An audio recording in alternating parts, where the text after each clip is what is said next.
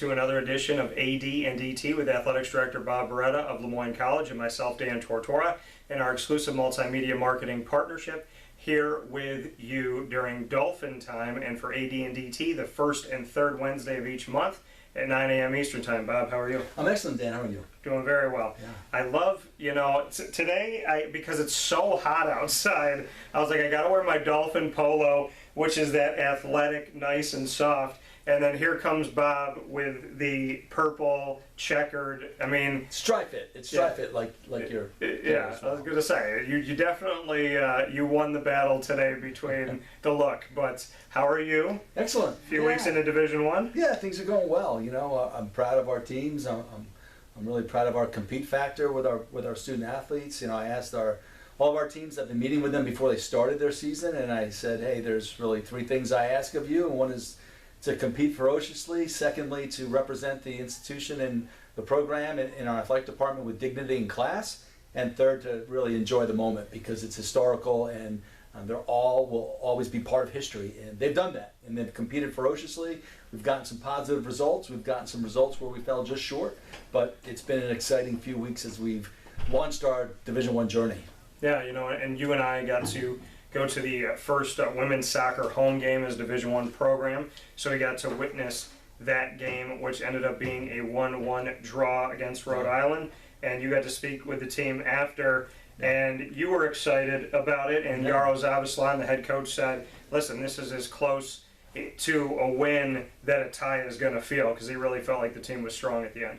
Yeah, I feel like in the sport of soccer, there are good draws and there are bad draws. And when you fall behind a team in the first 2 minutes on a fluky deflection and you battle and you find a way late in that match to gain a draw against a quality opponent, that's a positive result. And we just wanted to make sure that I was actually really happy to see a lot of our team was upset about the draw and they felt like they could have won the match, and so I love that, but I also want them to be thankful and see that there is a positive reinforcement that they were able to get a result, and that was a good draw. That was a really good tie, and their compete factor has been high all year long. So really thrilled with that, and there's a pattern. Our men's soccer team earned a draw on the road at St. Peter's last week, and as well, they fell behind early, fought, and then with 15 minutes left in that match, were able to score what turned out to be the equalizer. So I love the compete factor.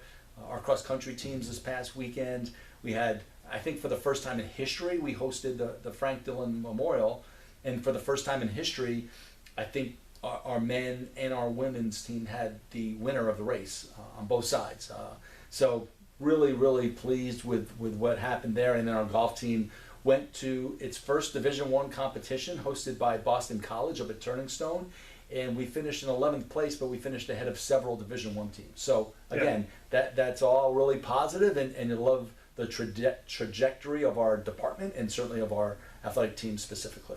Yeah, and a couple early trips, like you said, the women's volleyball team had never been on a plane ride anywhere down to the Carolina area, as well as to Florida, and for them to be able to start things off with Susan Kim, who is going to be a part of the broadcast and a bonus Dolphin Dive right after you see Bob and I here speaking this morning. So there's a lot of good, like you said. You made mention of cross country, and the thing is, with cross country, with soccer, with volleyball, as well as golf, and so on and so forth, it's not even if the team. I mean, you want to win everything, but it's in the golf world, like you said, finishing in front of so many Division I teams. And then you look at an early draw for women's soccer and a win, an early draw for men's soccer. There's these things that are happening just a couple weeks into the respective seasons of these LeMoyne Dolphin programs that are more than showcasing the reality that you and I and Dr. Linda Lemura and the board of directors and everybody already knew, is that LeMoyne could compete at the Division I level. Yeah, and Dan, that was a message that we delivered yesterday, I should say Sunday, to the women's soccer team. As I talked to them, I had the honor of speaking to them after the match, and I asked them, so do you think you can compete at this level? And they said yes, and I said no, it's not yes, it's heck yes. I said something a little bit different, but heck yes, they belong, they can compete, and I knew that, and I think it's starting to become more and more evident that our teams can compete at this level. It doesn't matter if it's volleyball or if it's soccer or if it's golf, or as we get into the winter sports, the basketballs and swimming, and back in the spring with baseball, softball, and certainly the lacrosse teams. We belong. We can compete at this level. I failed to mention women's volleyball over the weekend, and again, I think success is going to be measured in many different ways this year for us, and really throughout this reclassification process. We know that we're in this for the long haul. This is a journey for us, so we're going to measure success differently. And while our volleyball team has not won a match yet, they've shown improvement, steady improvement. And Saturday in a competition against Rhode Island on the road, they won the first set, and you got to start somewhere. And that was a nice victory in that first set. Yeah, it's actually the second set of the match, and had two really hard-fought, close losses in sets 3 and 4. So we could have won that match. So again, you talk about measuring success. To me, while it's not a victory, and we all hate losing, I despise losing and everything, but we also have to be realistic and look for those small victories. And if the trajectory is right, the results will follow. I talk all the time to our teams about process over results sometimes. So if the process is right, the results will follow. Yeah. And I think we're starting to see that with more and more of our teams, and they're starting to believe that they belong. And I think confidence is a very powerful element of all this. And as the season progresses, we're going to see more victories in terms of results as well. Yeah, and to make mention of Susan Kim, I misspoke. You just heard from her, so we appreciate her on the Dolphin Dive here this morning. And before we saddle up this AD&DT, we have an announcement to make. I'm going to let you announce it because you are the one that offered this opportunity that I still to this day I don't know how to. I mean, I said yes, but I don't know how to thank you enough, so I'm going to let you announce it. Yeah, so we're really thrilled, obviously, as part of this partnership, but we've talked many times, Dan, about our relationship here, both you and I personally, but you and the school and LeMoyne and our athletic department as more holistically, and we're honored to announce today that Dan will serve as the MC for our Hall of Fame, our Gold Wave Hall-of-Fame Induction Ceremony, which is coming up in a few weeks. And no, we could not select a person better to represent our department, and it's one of our premier events. We have 2 or 3, I would say, premier events throughout the course of an academic year, and the first one of the year is our Hall of Fame induction every year, our homecoming weekend, Doc Joyner weekend, and that'll be coming up here in about 3 weeks, and we're thrilled to have you serve as our host and MC for that event. Yeah, no, I honestly, and I told you this when you asked me, but I can't thank you enough. I mean, I've been a part of the Gold Wave Hall of Fame event, going there and shooting video and interviewing the people that have been inducted, or the families of the honorees and whatnot. So I've experienced the event twice, but to be on stage, to host it, to bring it in, to close it out, and to be able to introduce yourself, Dr. Linda Lemura, obviously the inductees, is a true honor for me. My parents said, let us know what we have to do to make sure we can get there. And at 37 years old, to have the support from my parents means the world to me. Yeah. But yeah, there's not a lot of times as a broadcaster that I've been speechless, but it's one of those times where there's a million things I want to say. I told you a lot of stuff off the air.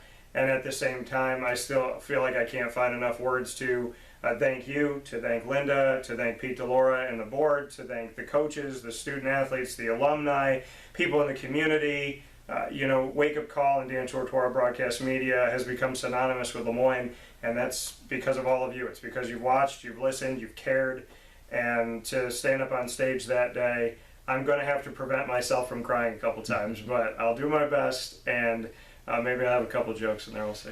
Well, it's an emotional day, obviously, for the inductees, their families, for Dan, and really for myself. It's again, one of the premier events that we host, and we're all about, we're in the goodwill business, whether it's goodwill to our community, goodwill to our student athletes, our staff and faculty here, and that day is special.